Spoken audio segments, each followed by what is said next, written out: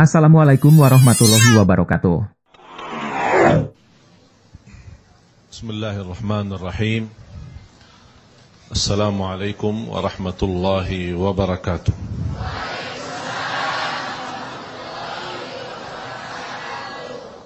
Alhamdulillah. Alhamdulillahi rabbil alamin. Allahumma salli ala sayyidina Muhammad wa ala ali sayyidina Muhammad. Subhanaka la ilma lana illa ma 'allamtana innaka antal alimul hakim. Yang saya muliakan para kiai, para alim ulama, yang saya cintai para habaib, yang saya muliakan jamaah hadir di Masjid At-Taubah ini, pemirsa TV One dimanapun berada, semoga dimuliakan dan diberkahi Allah Subhanahu wa ta'ala. Alhamdulillah wa syukrillah. Segala sesuatu di dunia ini sudah ditentukan dan ditetapkan oleh Allah Subhanahu wa ta'ala. Apalagi soal rizki.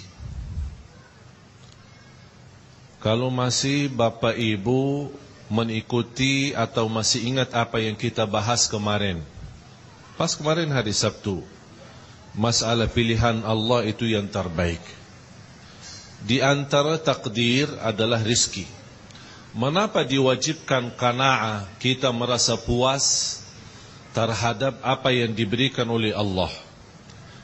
Mengapa kita diharuskan dan ditegaskan untuk menikmati apa adanya, supaya tidak stres? Nikmati apa adanya supaya tidak. Mengapa banyak manusia stres, kehilangan qanaah, dan dia memfikirkan urusan besok, urusan biaya kuliah anak, urusan mau beli rumah baru, urusan mau pindah rumah, kapan mau beli motor, kapan mau beli mobil. Semua berencana besok, tapi tidak ada yang berencana hari ini. Apa yang saya harus lakukan hari ini? Apa kewajiban saya terhadap Allah hari ini? Besok tidak ada kewajiban. Terhadap Allah besok tidak ada kewajiban. Bahkan Allah berfirman di hadis qudsi, "Lam as'alka 'amala ghadin fala tatlubni birizqi ghadin." Aku tidak minta kamu beribadah besok, oleh karena itu jangan minta rezeki besok. Aku perintahkan kamu beribadah hari ini karena kita sudah begitu bangun tidur, berarti bisa nafas, bisa jalan, bisa upaya, berusaha, namanya sudah punya umur atau masih punya umur. Besok, saya tidak tahu. Tidak ada yang punya jaminan hidup sampai besok. Kalau itu ditanamkan dalam fikiran dan hati, akan menimbulkan qanaah, kecukupan. Buat apa kalau saya tidak hidup besok dan saya tidak punya jaminan hidup sampai besok? Buat apa saya pusing urusin besok, memfikirkan besok? Bahkan sampai saya pernah melihat seorang yang fikirkan biaya kuliah anaknya, padahal anaknya baru SD. Fikirkan kuliah anak baru SD, belum tentu CCC sudah meninggal duluan. Belum tentu anak kita hidup sesudah orang tua. Bisa orang tua meninggal duluan, bahkan bisa anak yang meninggal duluan. Oleh karena itu, jamaah sekalian, kalau kita yakini, kembali kepada ayat yang kemarin saya sampaikan, suratul Hadid, ayat 21, 22, tolong diingat, dibelajari, difahami, ditambah lagi firman Allah Subhanahu wa ta'ala surat Ali Imran ayat 26, ayat 27. A'udzu billahi minasy syaithanir rajim. Bismillahirrahmanirrahim. قل اللهم مالك الملك تؤتي الملك من تشاء وتنزع تنزع الملك ممن تشاء وتعز من تشاء وتذل من تشاء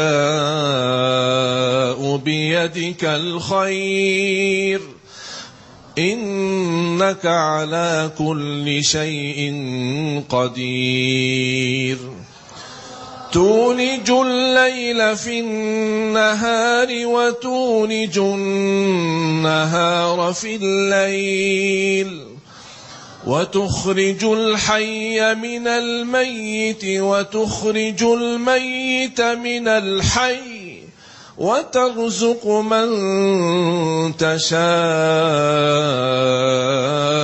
بغير حساب. Sadaqallahul azim. Kalau bagi Allah mengaturkan dan memberi rizki, Allah tidak keberatan. Orang yang kafir pun dapat rizki. Orang yang tidak pernah beribadah dapat rizki. Binatang yang tidak berakal dapat rizki. Apapun yang sudah diciptakan oleh Allah sudah diaturkan rizkinya. Allah tidak keberatan. Oleh karena itu, fantasnya seorang muslim. Kalau orang kafir aja dapat rezeki, bagaimana orang muslim yang beribadah sebaik-baik ibadah kepada Allah, yang betul-betul bertakwa, dan dia ingat firman Allah Subhanahu wa ta'ala, "Wa man yattaqillaha yaj'al lahu makhraja وَيَرْزُقُهُ مِنْ حَيْثُ لَا يَحْتَسِبْ." Dari tempat yang tidak pernah dia duga, tidak pernah dia berfikir, datang rezeki. Ini yang menanamkan qanaah, kecukupan dan merasa puas terhadap apa yang diberikan oleh Allah Subhanahu wa ta'ala. Coba kalau kita setiap hari menikmati kehidupan kita hari ini. Allah Subhanahu wa ta'ala setiap hari memberikan 24 jam. Diperintahkan untuk beribadah salat 5 waktu 1 jam. Kurang lebih 1 jam. Bahkan tidak sampai 1 jam. Berarti berapa sisa? 23. Buat apa? Bebas. Tidur, makan, minum, jalan-jalan, mau kemana-mana, bebas. Biarpun mau tidur 20 boleh. Cari rizki, cari nafkah. Tapi 1 jam, hati-hati. Jangan sampai macam-macam di 1 jam itu. Kalau 1 jam beres, bakal 23 jam beres. Tapi kalau 1 jam tidak beres, tidak bakal bisa mensyukuri nikmat Allah. Masya Allah, pemirsa yang dirahmati Allah, surah yang baru saja dibawakan oleh guru kita dari sesungguhnya mencukupkan bagi kita untuk terus optimis dengan apa yang ada di depan kita. Salah satunya adalah segala bentuk permasalahan itu semua ada dalam genggaman Allah, ada dalam kehendak Allah. Maka jawabnya adalah sifat qanaah adalah salah satu obat yang paling mujarab untuk menghilangkan penyakit dalam hidup. Insya Allah itu yang akan kita bahas pada segmentasi selanjutnya. Damai Indonesiaku.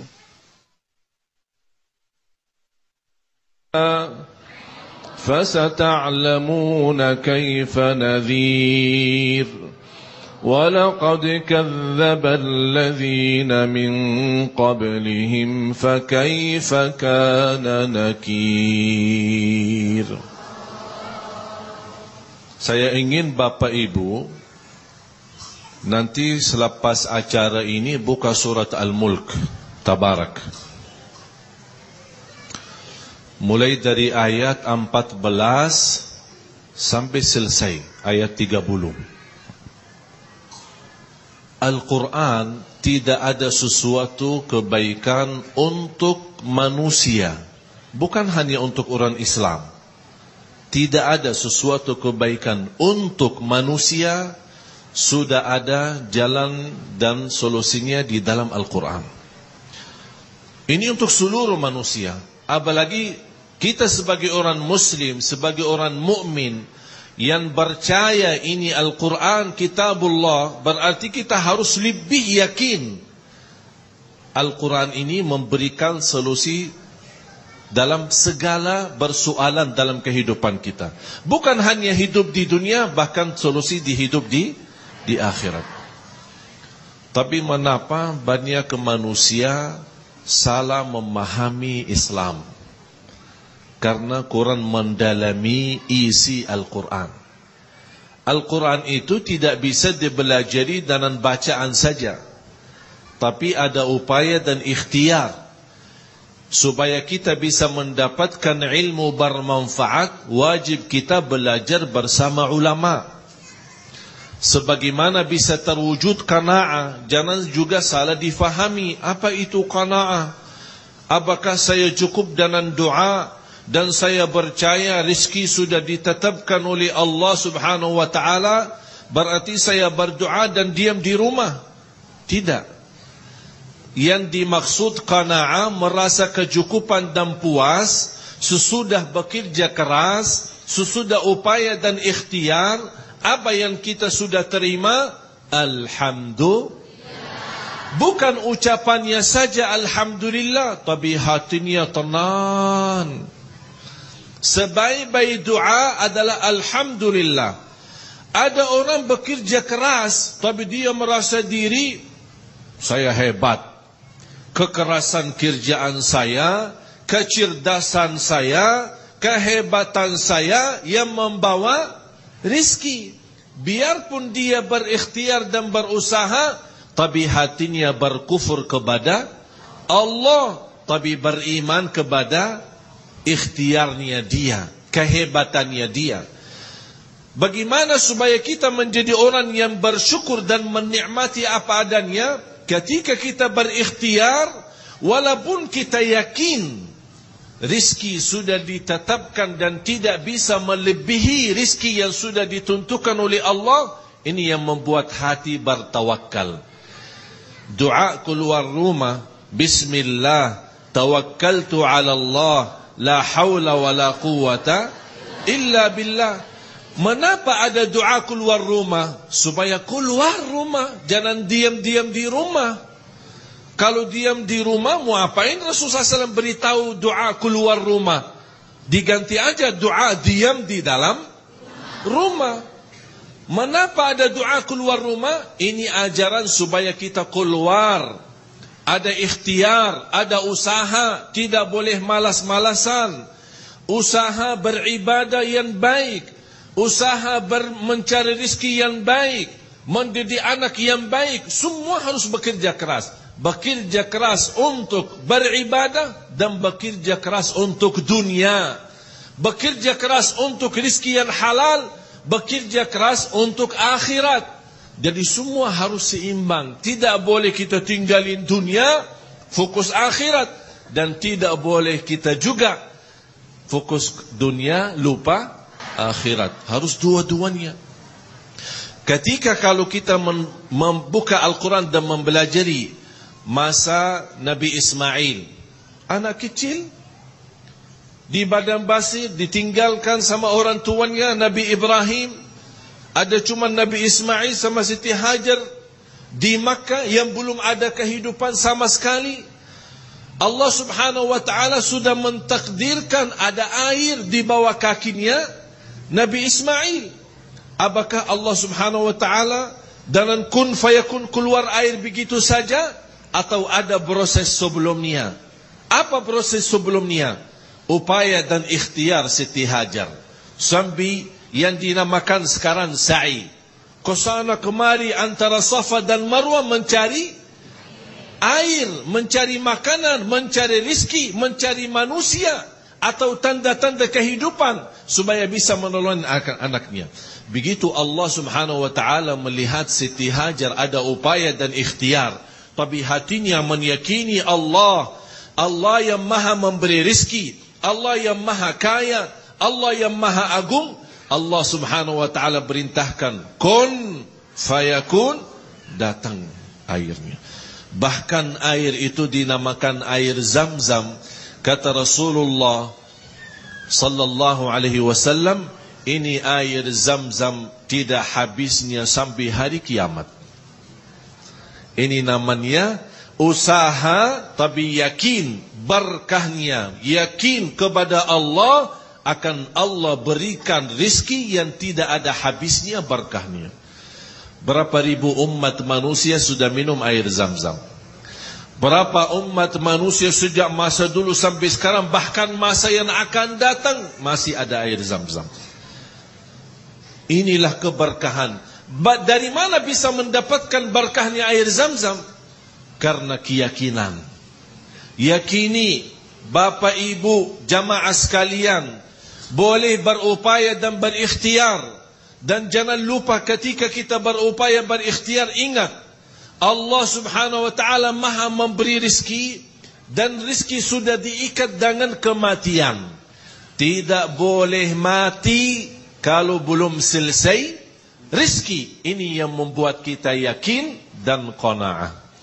Subhanallah, pemirsa yang dirahmati Allah, simbol-simbol rukun haji tadi sesungguhnya mengajarkan kepada kita bahwa Allah bisa jadi menunggu kita untuk terus bergerak. Sekali lagi, percayalah, dalam gerak kita, kalaupun kita tidak mendapatkan apa-apa, kita telah mendapatkan pahala dari niat kita. Dan kalaupun kita mendapatkan, itulah takaran yang telah diberikan oleh Allah. Nah, lantas bagaimanakah sosok sesungguhnya, sosok yang real, pribadi yang telah mencapai pada level qanaah? Bagaimanakah tips dan resepnya untuk menjadi pribadi yang qanaah? Kita akan bahas. Jika orang putus asa dengan ujian Allah, mereka pun mengambil sikap yang sangat ekstrim, yaitu bunuh diri, padahal itu adalah sesuatu yang amat sangat dibenci oleh Allah. Nah, sekali lagi, manusia di dunia ini pasti mengalami ujian demi ujian. Seperti yang kita hadapi sekarang, ujian ekonomi, ujian politik, dan ujian sebagainya. Maka dibutuhkan orang yang mencapai pada level qanaah. Tetapi sekali lagi, itu bukanlah perkara yang sederhana. Bagaimanakah kita mampu mencapai level qanaah? Syekh Ali akan menjabarkan kepada kita. Silakan, Syekh.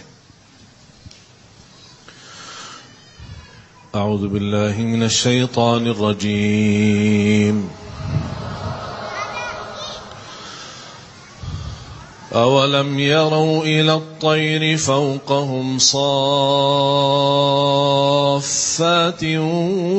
ويقبضن ما يمسكهن إلا الرحمن إنه بكل شيء بصير أمن هذا الذي هو جند لكم ينصركم من دون الرحمن إن الكافرون إلا في غرور أمن هذا الذي يرزقكم إن أمسك رزقه بل لجوا في عتو ونفور أفمن يمشي مكبا على وجهه أهدى أمن يمشي سويا على صراط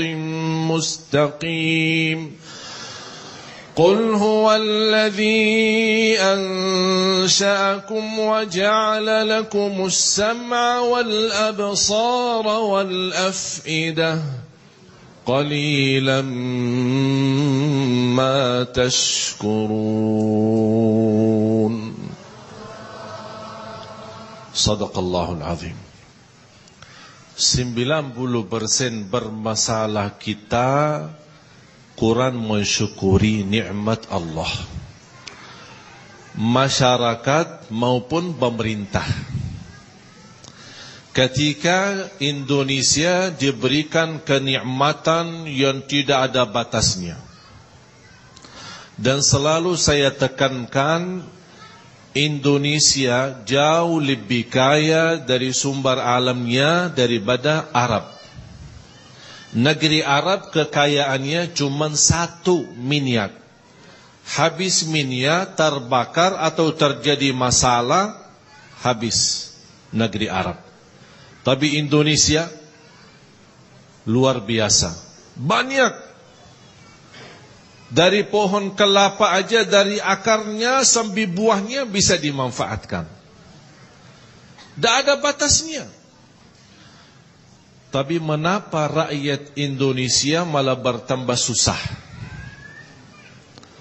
Pemerintah kita salah guna terhadap nikmat Allah yang diberikan, dan kita masih belum mampu mensyukuri sesungguhnya. Yang sebagaimana kita meminta sama masyarakat untuk berqanaah. Dan ini bukan hanya untuk masyarakat, bahkan untuk juga pemerintah kita. Wajib berqanaah. Jangan demi negara, semua beralasan demi negara. Berpolitik karena negara, ekonomi karena negara. Padahal adanya negara demi masyarakat, demi rakyat. Yang semestinya negara ini mampu membahagiakan rakyat.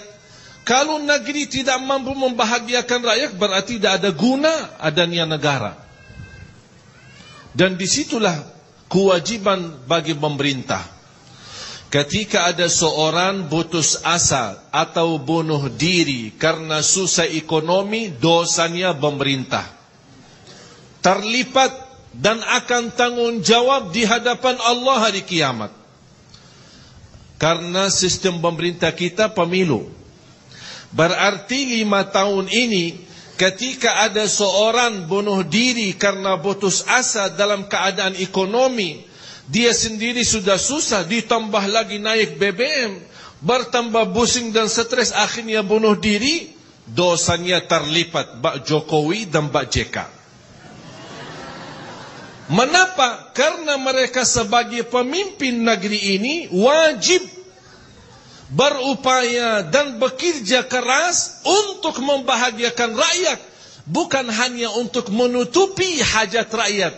Kalau untuk menutupi hajat rakyat semestinya sudah berlalu, sudah selesai masalah. Sekarang tingkatannya bukan menutupi hajat rakyat, tapi membahagiakan rakyat. Bagaimana rakyat kita yang insya Allah berupaya menjadi qanaah, yang wajib juga memerintah menyempurnakan qanaah rakyat, menutupi keperluan-keperluan supaya rakyat kita bisa senang beribadah, rakyat kita bisa tenang dalam kehidupannya, rakyat kita bisa bahagia supaya bisa beribadah lancar, mencari nafkah dan rezeki yang baik dan halal dengan cara yang diridai Allah Subhanahu wa taala. Sayang sekali di negeri ini hanya yang bisa memanfaatkan dan bisa menjadi bahagia di negeri ini hanya orang-orang tertentu yang mereka sudah menguasai negeri ini, menguasai politiknya dan ekonominya. Yang menjadi korban bukan mereka. Kalau mereka jadi korban, alhamdulillah, syukur, biarin saja. Tapi yang sayang sekali yang jadi korban adalah rakyat. Oleh karena itu jamaah sekalian, salah satu supaya kita memiliki kekuatan iman, bukan hanya bisa qanaah, bahkan insya Allah bisa bertingkat dengan syukur dan sabar. Doakanlah pemerintah kita supaya mudah-mudahan dengan doa kita yang ikhlas, jumlah penduduk Indonesia 200 jutaan lebih, masa tidak ada satu yang diterima doanya? Satu. Kalau ketika kita berdoa saat tahajud maupun saat salat, tolong angkat, ya Allah, berikan petunjuk kepada pemerintah kami supaya mereka bisa menjalankan tugasnya dengan baik, amanah, jujur. Kalau Allah menerima doa kita dan mereka betul-betul bisa menjadi lebih baik, bukan hanya untuk negeri, lebih utama daripada negeri adalah rakyat. Kita berdoa seikhlas-ikhlasnya, pasti akan ada satu saat Allah akan rubah keadaan kita menjadi lebih baik. Amin ya rabbal alamin. Baiklah pemirsa dirahmati Allah, ajakan dari guru kita tadi Syekh Ali kita akan laksanakan di sini di Damai Indonesia yang diselenggarakan di Masjid At-Taubah. Pada segmentasi yang terakhir nanti Syekh Ali akan mengajak kita untuk berdoa bersama untuk kebaikan negeri ini dan tentu saja kebaikan kita, agar kita dipilih Allah menjadi pribadi yang qanaah, pribadi yang tentu saja tahu diri dengan apa yang diberikan Allah kepada diri kita. Tetaplah bersama kami, Damai Indonesiaku. Para pemirsa, dimanapun Anda berada, Bapak dan Ibu sekalian yang sama dirahmati dan dimuliakan oleh Allah. Sebagai kesimpulan dari pembahasan dan tema kita pada kesempatan siang hari ini, bahwa bisa kita dapatkan pelajaran qanaah sangat besar manfaatnya, baik untuk orang awam, lebih-lebih untuk mereka para pemimpin dimanapun mereka berada, terkhusus pemimpin kita di negeri Indonesia. Loh, kenapa sedemikian rupa Ustadz? Karena sikap qanaah adalah sikap yang melahirkan rasa ridha, rela, dan puas terhadap apa yang diberikan oleh Allah lewat jalan yang halal. Dan mereka yang mempunyai sifat qanaah, teruntuk para pemimpin, para pejabat, para penguasa, maka mereka akan jauh daripada sifat tamak, sifat serakah, sehingga mereka takut ketika mengambil hak-hak rakyat. Jangankan untuk mengambil hak rakyat, andai kata membuat keputusan yang salah saja, maka dia akan sangat-sangat takut untuk kemudian membuat hal yang sedemikian rupa. Makanya kita doain para penguasa kita, para pemimpin kita, kalau buat kebijakan, kalau buat keputusan, semuanya berdasarkan hati nurani dan juga sifat qanaah. Insya Allah. Nah, baik, itu saja kesimpulan dari saya. Assalamualaikum warahmatullahi wabarakatuh. Baik, terima kasih Hujai dan pemirsa yang dirahmati Allah. Demikian Damai Indonesia untuk kesempatan kali ini. Dan selepas Pro Liga nanti Anda kembali bisa menyaksikan Hijab Stories yang akan menghadirkan narasumber Rina Gunawan dan Ustadz Syarif Matnaji. Saya Agung Zulhaq dan pendukung acara ini Sarung Wadimor mengucapkan terima kasih atas perhatian Anda. Assalamualaikum warahmatullahi wabarakatuh. Mari kita sama-sama berdoa.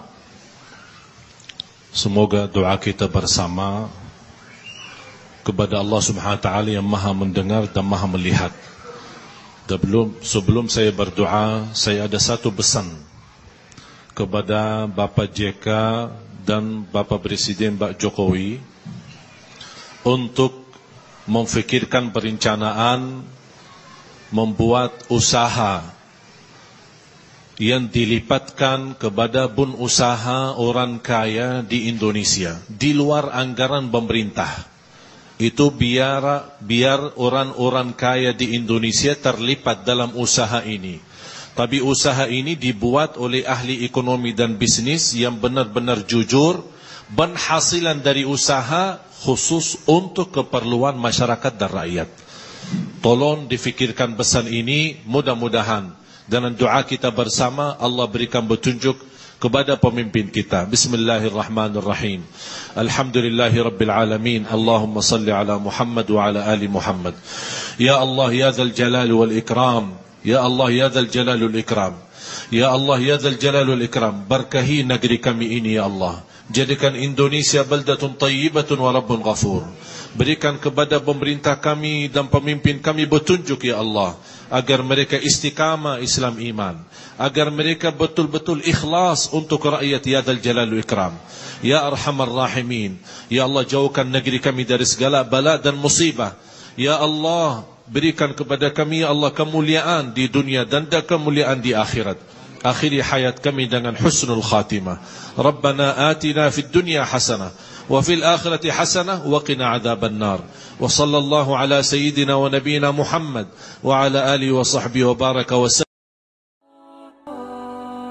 Semoga bermanfaat. Yang sudah subscribe, semoga diberikan kesehatan dan keberkahan. Wassalamualaikum warahmatullahi wabarakatuh.